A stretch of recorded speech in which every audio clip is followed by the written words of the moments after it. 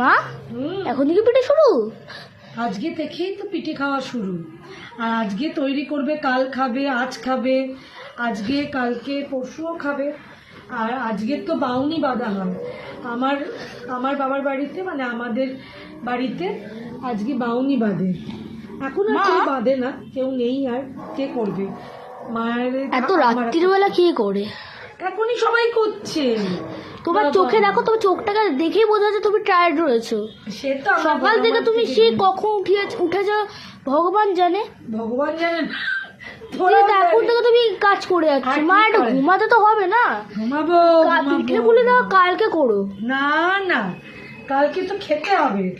এখন সেদ্ধ পিঠে এগুলো করে রেডি করে তারপরে। কিন্তু এটা বড় কথা যে আমরাই দুধ পুলিটা খাবো আসলে। দুধ পুলি তো তোরা সবাই ভালো দারুণ লাগে আমাদের, জাস্ট দুধ পুলিটা জাস্ট অসম। হ্যাঁ, তাই জন্য তো আমি দুধ পুলিটা করে রাখি, ঠান্ডা হবে সকালবেলা। দুধ পুলি আমাদের আহা, সকালবেলা খেতে মজা।